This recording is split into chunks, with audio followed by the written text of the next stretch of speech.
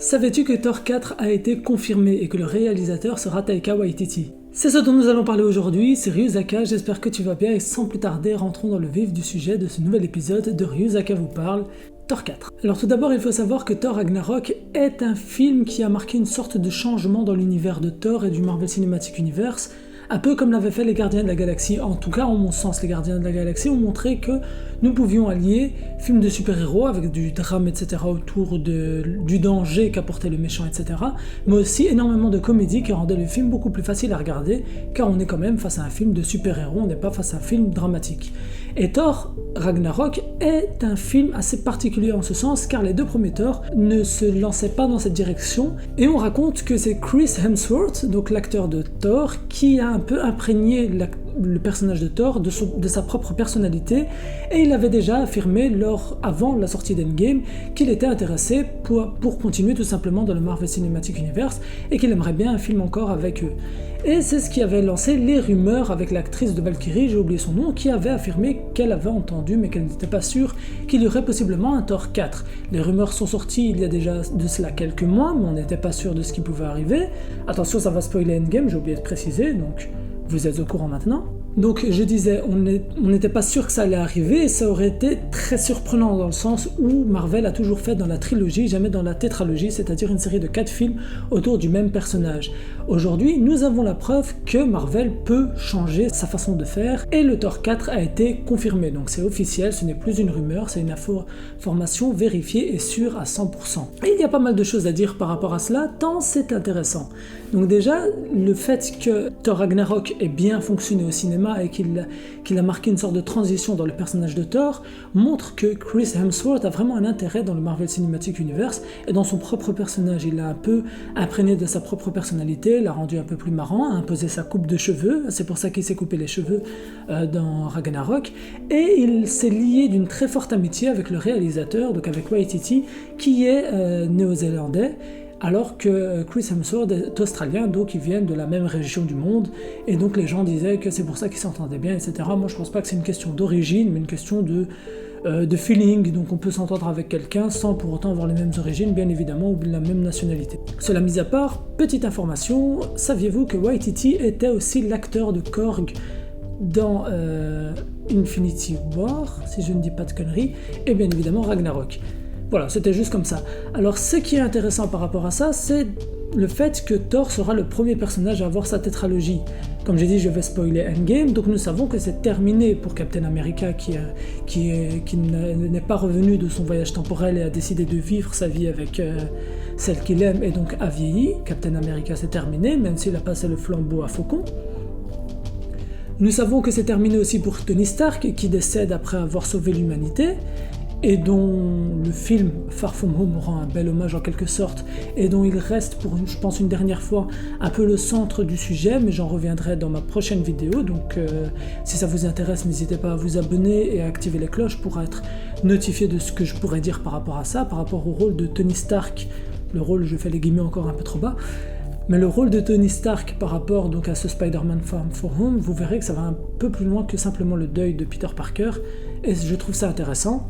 Et donc aujourd'hui, nous savons que, après les aventures d'Avengers Endgame, Thor est toujours dans le Marvel Cinematic Universe. Alors peut-être que ce film va venir conclure l'aventure de Thor, c'est tout à fait possible qu'on s'arrête à une tétralogie et qu'on ne parlera plus de Thor par la suite, mais je trouve quand même intéressant qu'ils ont décidé d'ajouter ce nouveau film et on va dire d'ajouter une sorte de développement, parce que le film ne va pas juste sortir pour tuer un méchant, etc. C'est terminé cette époque du super-héros, on essaie toujours d'avoir un développement dans un film de super-héros. En ce moment, on peut le voir entre les différents Iron Man, où le personnage est passé d'un riche millionnaire qui vendait des armes à quelqu'un qui a remarqué ce que faisaient les armes au monde, etc., et qu'il voulait réparer ses erreurs, et qu'il avait une culpabilité, et qu'il a commencé à douter de lui alors qu'il n'avait jamais connu ça, il a eu des crises d'angoisse, etc. Donc on a un développement humain de Tony Stark, et c'est plus ou moins pareil avec Thor, où on a vu sa fébrilité, parce que Thor est un dieu, c'est Thor de la mythologie nordique. On avait ce sentiment qu'il n'était pas fébrile, qu'il était au-dessus des autres. On ne le voit pas vraiment faire le deuil de sa mère, le deuil de son frère, il le fait tellement de fois que voilà, on n'en parle plus, et c'est vraiment à partir d'Infinity War qu'on va sentir cette fébrilité naître, et c'est là que son développement était très intéressant, étant donné qu'on a vu la fébrilité du personnage divin de Thor. Lorsque l'on voit Rocket lui demander s'il était capable de tuer Thanos, et que Thor dit « ça fait 1500 ans que je vis, et j'en ai connu des vengeances, et j'ai toujours réussi à me venger », Rocket lui dit « mais si tu rates », Thor lui dit « bah alors je mourrai, de toute façon je n'ai plus rien à perdre ». Et c'est là qu'on remarque que le personnage divin de Thor est au bord du gouffre, est au fond du précipice. Et c'est ça qui était intéressant, c'est qu'Infinity War va marquer Thor dans une certaine manière, parce que la perte de la moitié du peuple asgardien, de son frère, et le fait qu'il n'a pas réussi à les protéger, surtout en tant que nouveau roi d'Asgard, va le marquer à tout jamais. Et c'est là qu'on arrive au traitement du personnage de Thor dans Endgame, qui était beaucoup plus que simplement humoristique. Et c'est pour ça que certains n'ont pas apprécié, parce que bien évidemment, quand tu kiffes un personnage à fond et que tu le vois être un peu dénigré, humilié pour un côté humoristique, tu ne te rends pas forcément compte de ce qu'il y a derrière lorsqu'on parle vraiment de traitement, parce que là, Thor avait vraiment perdu son statut divin. En fait, il était devenu quelqu'un comme tout le monde, il souffrait, il avait des angoisses, il ne supportait plus qu'on cite le nom de Thanos tout simplement, etc. Et c'est là que moi je me pose la question, c'est bien d'avoir un 4e film Thor, c'est bien d'avoir le réalisateur de Ragnarok. On sait que ce film va être déjanté, on sait qu'il sera bien, on sait qu'il aura cette patte artistique qui était magnifique dans Thor Ragnarok, avec les plans des Valkyries, etc. qui combattaient Hela. On sait qu'on aura potentiellement un méchant très intéressant, comme Hela par exemple, qui pour le coup je trouve qu'elle était vraiment très intéressante, tant elle était puissante, méchante, et qu'elle représentait le côté qu'Odin avait caché depuis le début, alors qu'il y avait des sortes d'indices cachés à travers les différents Thor pour nous faire comprendre qu'Odin n'était pas le roi sage qu'il était. Et c'était un peu cette consécration-là, la mort d'Odin et les conséquences de ce qu'avait fait Odin dans le passé, qui viennent rattraper le fils, donc Thor, enfin même les fils, parce que Loki est un personnage principal dans Thor Ragnarok selon moi, et qu'il a sa part de responsabilité pour régler les problèmes. Mais donc voilà, nous savons que Thor part pour des contrées lointaines avec les Gardiens de la Galaxie, et là nous sommes en droit de nous poser quelques questions dont je vais vous poser. Je vais donner mon avis par rapport à ces questions tout de suite, mais n'hésitez pas à laisser votre avis à vous par rapport à ces questions et d'y répondre en commentaire, parce que moi je me demande, alors que les Gardiens de la Galaxie 3 a été confirmé, est-ce que Thor 4 va se centrer sur quand il va quitter les Gardiens de la Galaxie, ou est-ce que Gardiens de la Galaxie arrive avant Thor 4 et qu'on va comprendre pourquoi Thor quitte les Gardiens de la Galaxie à la fin de Thor 4? Est-ce que les Gardiens de la Galaxie, pour finir, n'auront servi que de taxi? Est-ce qu'il va y avoir une scission dans les Gardiens de la Galaxie, car on a vu une véritable cohésion, une véritable union entre Rocket et Thor à travers les 2 derniers Avengers, donc Infinity War et Endgame. Donc peut-être que Rocket va suivre Thor. Ce serait vraiment très intéressant, en tout cas je trouve, parce que ces 2 personnages se complètent vraiment bien. Ils forment un bon duo, il y a de l'humour, il y a de la badassitude, etc. Donc pourquoi pas, même si je pense que ça pourrait un peu ternir, tacher un peu l'image des Gardiens de la Galaxie, qui perdent un peu une pierre centrale, parce que même si nous savons qu'il y a Nebula, il y a Mantis qui ont rejoint, Rocket elle est avec Groot depuis le début, maintenant c'est pas le même Groot, il faut savoir c'est son fils, etc. Donc à voir, moi j'aimerais bien que Rocket parte avec Thor, mais objectivement je pense que ça ne se passera pas comme ça, donc n'hésitez pas à répondre à ça en commentaire. Et donc la deuxième question, comme que j'ai déjà cité en premier, mais c'est pas grave, je réponds dans le désordre, c'est moi je pense qu'on verra au début du film, par un flashback ou par une explication très simple et très courte, Marvel adore faire ça, de pourquoi tout simplement Thor n'est plus avec les Gardiens de la Galaxie, parce que on sait que les Gardiens de la Galaxie, leur but c'est de retrouver Gamora, et peut-être que Thor n'a pas d'intérêt à retrouver une Gamora qu'il ne connaît pas, donc peut-être qu'il va être mis à l'écart, ou qu'il va se mettre à l'écart de lui-même. Mais maintenant qu'il n'y a plus d'Asgard, maintenant qu'il n'y a plus de peuple à protéger, qu'il n'y a plus ce statut divin, parce qu'il ne faut pas oublier que c'est un dieu pour son peuple, sinon c'est un extraterrestre au même titre que tout le monde. On a bien vu, comme a dit Odin, les gens nous appellent des dieux, mais nous naissons, nous vivons et nous mourrons. Donc le titre Dieu, c'est juste un titre, au même titre que roi, monarque, président, etc.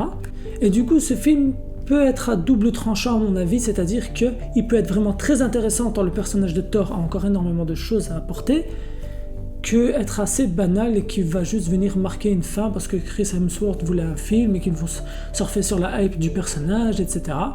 Maintenant, Marvel sait faire les deux, c'est fusionner la hype, créer un film quand même très intéressant. Donc je pense que ça sera un bon film. Maintenant, il faudra attendre bien évidemment les trailers pour connaître le contexte, etc. L'avantage que j'ai, même si je trouve que c'est plus un inconvénient, c'est que hélas, je n'ai jamais lu les comics. Je suis fan du Marvel Cinematic Universe et donc de Marvel à travers le MCU. Et donc je n'ai aucune idée de ce qui pourrait arriver par la suite dans le MCU. Et donc voilà, en tout cas moi je suis très content de cette nouvelle annonce. Thor est un personnage que j'apprécie énormément. Je suis très heureux aussi de voir que Marvel décide de faire une première tétralogie dans sa série du Marvel Cinematic Universe. Pour un personnage qui est de la première génération des Avengers, peut-être qu'il deviendra par la suite le mentor s'il décide de rester dans l'aventure Marvel. Il ne faut pas se leurrer, Chris Hemsworth est encore assez jeune pour faire pas mal de films je pense autour du Marvel Cinematic Universe. Maintenant c'est à lui de voir si ça l'intéresse de rester dans cette sphère, parce que c'est une sphère assez compliquée, tu signes pour un certain nombre d'années, tu signes pour un certain nombre de films, et donc petit à petit l'acteur devient plus cher.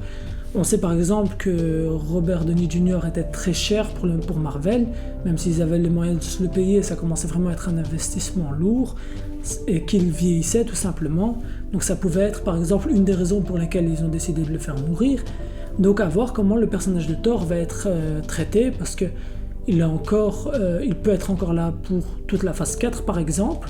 Ce serait vraiment très intéressant de le voir toute la phase 4. Le dernier héros de la première génération Avengers qui traverse la phase 4 avec les nouveaux héros comme un mentor qui les aide, qui leur fait comprendre, qui ajoute une force, même si Captain Marvel est là pour avoir un personnage extraterrestre très puissant, même si elle est terrienne, hein, mais vous voyez ce que je veux dire, elle traîne dans l'univers, donc voilà, un peu comme Thor. Donc est-ce que Captain Marvel va venir remplacer Thor à partir de la phase 4 ? Est-ce que ça va se faire petit à petit dans cette phase ? Est-ce que Marvel a d'autres objectifs pour le personnage de Captain Marvel et que Thor sera un personnage central à la phase 4 ou un mentor ?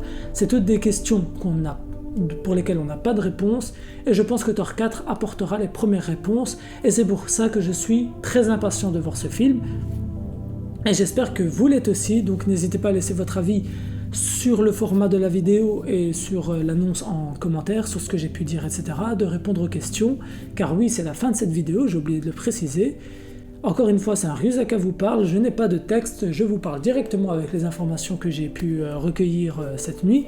J'espère que la vidéo vous a plu, je vous retrouve très très bientôt pour une vidéo autour de Mysterio, et donc de Spider-Man Far From Home, en espérant qu'elle vous plaira dans le même format encore une fois, mais je préparais un peu plus mon texte, ne vous inquiétez pas.